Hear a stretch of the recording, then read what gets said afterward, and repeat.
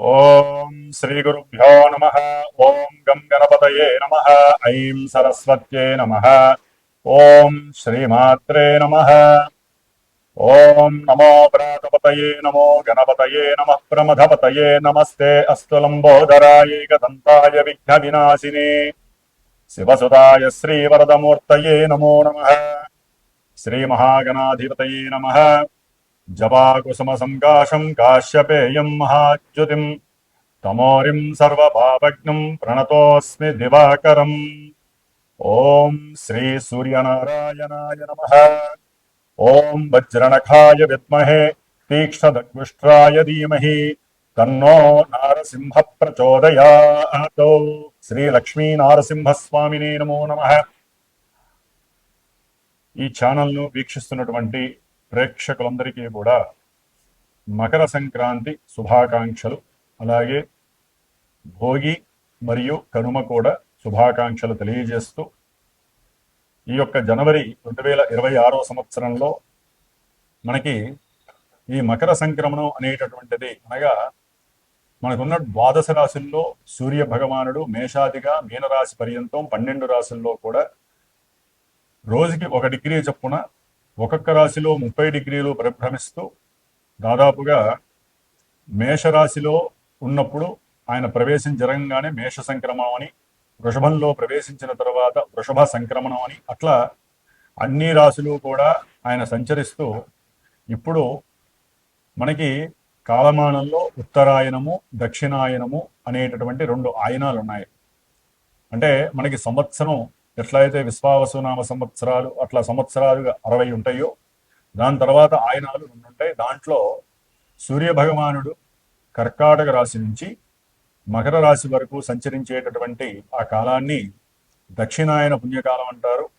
ఈ దక్షిణాయన పుణ్యకాలంలో మానవులకి కోరిక మరియు వాంఛలు నెరవేరటానికి, ఒక క్రమబద్ధీకరణమైనటువంటి జీవితాన్ని అనుభవించటానికి, దైవత్వం మీద, మన యొక్క ఆచారాల మీద, సాంప్రదాయాల మీద సరైనటువంటి అవగాహన, వాటి యందు నిర్ణీతమైనటువంటి ఒక దృష్టిని కేంద్రీకరింపజేస్తూ ఎన్నో ఉపవాసాలని, దైవారాధనలు, ఎన్నో పూజలు, మనకి ఆశ్వీజ మాసం, అమ్మవారు, కార్తీక మాసం, ఈశ్వరారాధన, అలాగే మార్గశిర మాసం, పౌష్య మాసం, ఇట్లా ఈ మాసాలన్నీ కూడా దాటుకుంటూ చాతుర్మాస్య వ్రతాలన్నీ అయిపోయిన తర్వాత సూర్య భగవానుడు ఈ యొక్క జనవరి 14వ తేదీన మకర రాశిలోకి తన యొక్క సొంత నక్షత్రమైనటువంటి ఉత్తరాషాఢ నక్షత్రము 2వ పాదంలో తన యొక్క సంచారాన్ని మకర రాశిలో ప్రవేశం చేస్తూ ఉంటాడు. ఆ మకర రాశిలోంచి మరలా కర్కాటక రాశి వరకు వెళ్ళేంత వరకు, అంటే మిథున రాశి అంతం వరకు కూడా ఆయన పరిభ్రమించే ఈ 6 నెలల కాలాన్ని ఉత్తరాయణ పుణ్యకాలం అంటారు.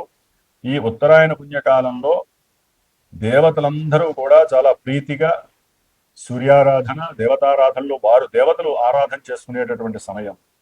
కాబట్టి ఉత్తరాయణ పుణ్యకాలంలోనే చాలా విశేషమైనటువంటి గృహప్రవేశాలు కావచ్చు, శంకుస్థాపనలు కావచ్చు, బ్రాహ్మణుల యొక్క ఉపనయనాలు కావచ్చు, అట్లాగే దేవతా ప్రతిష్టలు కావచ్చు, ఇట్లా ఎన్నో విశేషమైనటువంటి లోకహితార్థమైనటువంటి దైవ కార్యక్రమాలు జరుగుతూ ఉంటాయి ఈ ఉత్తరాయణ పుణ్యకాలంలో. కాబట్టి ఎప్పుడైతే ఈ సూర్య భగవానుడు మనకి ఈ సంవత్సరం ముఖ్యంగా 14వ తారీఖున బుధవారము బహుళ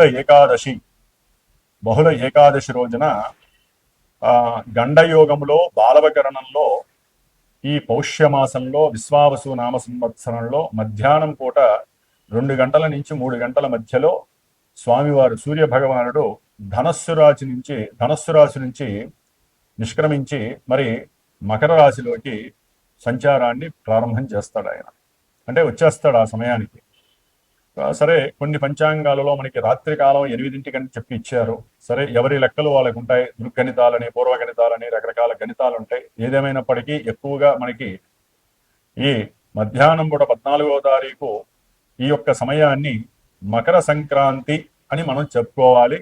అయితే అపరాహ్న సమయం దాటిపోయింది కాబట్టి ముఖ్యంగా ఈ సంక్రమణం విశేషం ఏంటంటే, ఈ ఉత్తరాయణ పుణ్యకాలం ప్రారంభంలో ఎవరైతే చనిపోయినటువంటి వారికి, అనగా తల్లిదండ్రులు కావచ్చు, తాత ముత్తాతలు కావచ్చు, వారి యొక్క తాత ముత్తాతలు కావచ్చు, వాళ్ళందరి యొక్క గోత్రము, పేర్లు చెప్పి ఎవరైతే మరి తర్పణాలు వదిలి బ్రాహ్మణుడికి విశేషంగా అన్నదానం కానీ, బ్రాహ్మణులకి విశేషంగా స్వయంపాక దానాలు కానీ, తమకు తోచిన విధంగా గోదానాలు కానీ ఇస్తారో ఆ యొక్క విశేష పుణ్య ఫలితము వారికి మోక్షప్రాప్తి, స్వర్గప్రాప్తితో పాటుగా ఈ కార్యక్రమాలు నిర్వర్తించడం ద్వారా ఇక్కడ భూలోకంలో వీరి యొక్క సంతతి, వీరి యొక్క వంశము వృద్ధి చెందుతుంది, గోత్రము నిత్యము కూడా వృద్ధి చెందుతుందని చెప్పి మన యొక్క పూర్వీకులు చెప్పి ఉన్నారు. కాబట్టి ఈ యొక్క మకర సంక్రాంతి మరి మిట్ట మధ్యాహ్నం అపరాహ్నం కూడా దాటిపోయి వెళ్ళిపోయింది కాబట్టి మనకి దాదాపుగా 8 గంటల సమయం ఉంటుంది ఈ యొక్క పుణ్యకాలము. కాబట్టి ఈ 14వ తారీఖున సాయంకాలం పూట కాస్త ఈశ్వరారాధన లేకపోతే విష్ణుమూర్తికి సంబంధించిన ఆరాధన చేసుకోవడం వలన ఆ యొక్క పుణ్య ఫలితం నార్మల్గా మనకి లభిస్తుంది. అయితే మనకి 15వ తేదీన మకర సంక్రాంతి అంటారు. 14వ తేదీన భోగి జరుగుతుంది, 15వ తేదీన మకర సంక్రాంతి జరుపుకోవాలి. మకర సంక్రాంతి మరి ఉదయం పూట సూర్యోదయం తర్వాత కొన్ని గంటల తర్వాత వీరు ఈ యొక్క పితృ కార్యక్రమాలు చేసుకునేటటువంటి అర్హత కలుగుతుంది మధ్యాహ్నము అపరాహ్న సమయంలో వరకు కూడా. కాబట్టి మధ్యాహ్నం 11 నుంచి 2-3 వరకు కూడా 15వ తారీఖున ఈ ఉత్తరాయణ పుణ్యకాలంలో సూర్య సంక్రమణం సందర్భంగా ఎవరైనా పితృపుణ్యకార్యాలు చేసుకోవచ్చు. అలాగే మనకి కనుమ 16వ తేదీకి అయిపోయింది. 14, 15వ తేదీ భోగి, మకర సంక్రాంతి మరియు కనుమ. కాబట్టి ఈ 3 పండుగలు కూడా విశేషంగా జరుపుకోవాలి.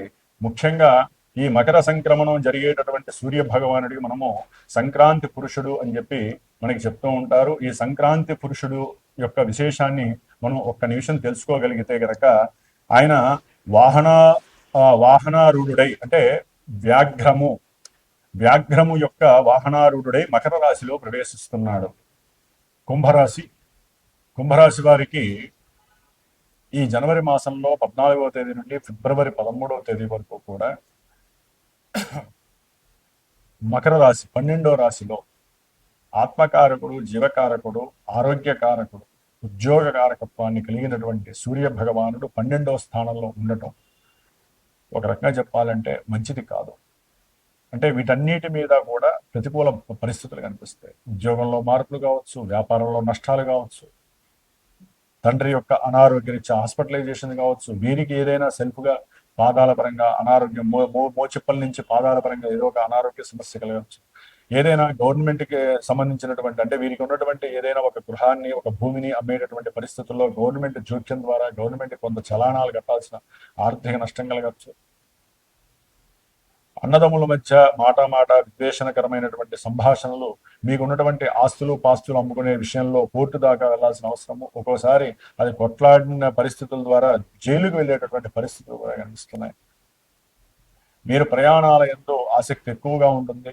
కొత్త ప్రదేశాలు చూడాలి, కొత్తగా వెళ్ళాలి అనేటటువంటి ఆలోచన ఎక్కువగా ఉంటుంది. దాని ద్వారా కూడా కొంత ఆర్థిక ధన నష్టం మీకు కలుగుతోంది. మానసికంగా ఏదో ఇబ్బంది, వెళ్ళేటప్పుడు కూడా ప్రయాణపరంగా ఏదైనా జరుగుతుందేమో అని చెప్పి ఒక అంతర్గత భయం ఉంటుంది. పైకి మాత్రం ఘనంగా ఉంటారు, లోపల చాలా భయం ఇస్తూ ఉంటుంది. ఎందుకంటే కుంభరాశి వారికి రాహుకేతువుల యొక్క కాలసర్పయోగ దోషం అనేటటువంటిది మిమ్మల్ని చాలా ఇబ్బంది పెడుతుంది. కాబట్టి భయం అనేది కంపల్సరీ మీకు ఉంటుంది.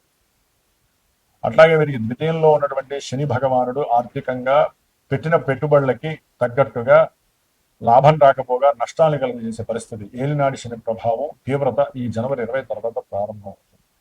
పంచమంలో ఉన్నటువంటి గురు భగవానుడు ఆయన యొక్క దృష్టి కొంతవరకు పడటం ద్వారా వీరు ఆర్థికంగా నిలబడతారు. ఫ్రెండ్స్ వలన మోసపోకుండా వారితో మాట్లాడిన ప్రతి చర్చ కూడా వీరికి అనుకూలవంతమై ఫ్రెండ్స్ వలన కూడా ఆర్థికపరమైనటువంటి సహాయ సహకారాలు అందుతాయి వీరికి. అట్లాగే కోర్టు వ్యవహారాల ఎందు వీరికి లాభం సిద్ధించే అవకాశం ఉంటుంది. ఏదేమైనప్పటికీ 12వ స్థానంలో రవి, కుజ, బుధ, శుక్ర గ్రహాలు అంటే అటు ధనపరంగా లేకపోతే సంతానపరంగా ఆకస్మికంగా ఉద్యోగంలో ఏదైనా పోవటము, ఉద్యోగం ద్వారా కొన్ని ఇబ్బందులు పడటము, వీరికి వస్తున్నటువంటి ఉద్యోగం వేరే వాళ్ళకి వెళ్ళిపోవటము, అట్లాగే చదువుకునేటటువంటి విద్యార్థులకి చదువు మీద కాన్సన్ట్రేషన్ తగ్గటం, అట్లాగే వ్యాపారంలో ఎవరైనా సరే పెట్టుబడులు పెట్టుంటే కనుక వారికి తప్పకుండా నష్టాలు కలిగే అవకాశము, భార్యాభర్తల మధ్య అవసరం లేనటువంటి అంటే స్త్రీకి అయితే పురుషుడి వలన, పురుషుడికి అయితే స్త్రీ వలన ఏదైనా వారికి ఉన్నటువంటి ఇల్లీగల్ కాంటాక్ట్స్ వలన వీరికి ఏదైనా ఇబ్బందులు కలిగి వీరి మధ్య ఎడబాట్లు, లేనిపోని కోర్టు సమస్యలు కలిగే అవకాశాలు ఎక్కువగానే కుంభరాశి వారికి. కాబట్టి నిద్రా సౌఖ్యం కూడా వీరికి చాలా తక్కువగా ఉంటుంది. అనుకున్న ప్రతి కార్యక్రమంలో ఆటంకాలు, అట్లాగే అవసరం లేనటువంటి కొన్ని దుర్లక్షణాలు, దుర్వ్యయాలు, కొన్ని అత్యాశలు ఎక్కువ అవడం ద్వారా ఆ, ఉన్నది పోయి ఉంచుకున్నది పోయి అనేటువంటి పరిస్థితులు కలగటం, కొంతమంది గృహాన్ని అమ్మటం, అంటే భార్య పేరు మీద ఉన్నటువంటిది లేదా భర్త పేరు మీద ఉన్నటువంటి ఆ యొక్క స్థలము భూమి లేకపోతే ఇల్లు అమ్మటము, దానికి సంబంధించినటువంటి ఆర్థిక వ్యవహారాల్లో వీరికి మధ్యవర్తుల ద్వారా కొంత లాభం వస్తుంది అనుకుంటే వాళ్ళు మింగేయటము, వీరికి నష్టం రావటము, ఇట్లా కుంభరాశి వారికి మల్టిపుల్ గా చాలా ఇబ్బందికరమైన వృత్తి ఉద్యోగ వ్యాపార విషయాలకి సంబంధించిన విషయాలలో వీరికి కొన్ని చేదు అనుభవాలు ఎదురయ్యే పరిస్థితులు కనిపిస్తున్నాయి. కొన్ని మార్పులు చేర్పులు తప్పకుండా కనిపిస్తాయి. ఉన్న ఉద్యోగాలు పోయే అవకాశము, కొంతమందికి ఉద్యోగాల్లో మార్పులు కలిగే అవకాశము కలుగుతోంది. ఏదైనా వేరే విదేశాలకి కాకపోయినా ఉన్నటువంటి దేశంలో కాస్త దూర ప్రాంతానికి బదిలీ అయ్యే అవకాశము, అక్కడ వారికి కొంత సౌకర్యం ఉంటుందనుకుంటే ఆ సౌకర్యంలో కూడా ఎన్నో రకాలైనటువంటి లోటుపాట్లు కలగటం, ఆ సౌకర్యాన్ని వీరే సృష్టించుకోవటం, ఇట్లా మల్టిపుల్ గా జరిగే అవకాశం ఉంటుంది. కాబట్టి కుంభరాశి వారికి గ్రహస్థితి ఒక గురుబలం తప్ప ఏ గ్రహ బలము లేదు. కాబట్టి వీరు తప్పకుండా నవగ్రహాలన్నిటికీ కూడా జపం చేయించుకోండి, లేకపోతే నవగ్రహాలన్నిటికీ కూడా ప్రదక్షిణాలు చేసుకోవటం, లేదా మనం ఈ నెల 18 చేసేటటువంటి లక్ష్మీ నరసింహ పాశుపత హోమం నందు మీరు కూడా పాల్గొని మీ యొక్క గోత్రనామాలు సమర్పించి ఆయన యొక్క అనుగ్రహంతో మీకున్నటువంటి గ్రహస్థితిని అనుకూలించేటటువంటి పరిస్థితి మీకు మీరే తెచ్చుకోవాలని మీరు నిర్ణయించుకోవాలి. లేదా లక్ష్మీ నరసింహస్వామి వారి యొక్క అష్టోత్తరాన్ని నిత్యము చక్కగా ఆయన పాదాల దగ్గర చేయండి, లేకపోతే ప్రశాంతంగా ఏదైతే యోగా నరసింహస్వామి కూర్చుంటారో ఆ విధంగా కూర్చొని ఓం శ్రీ లక్ష్మీ నరసింహస్వామినే నమః అనే మంత్రాన్ని జపించండి. మీకు సర్వదా సుఖము, లాభము, సౌఖ్యము కలుగుతాయి. ఓం శ్రీ లక్ష్మీ నరసింహస్వామినే నమో నమః.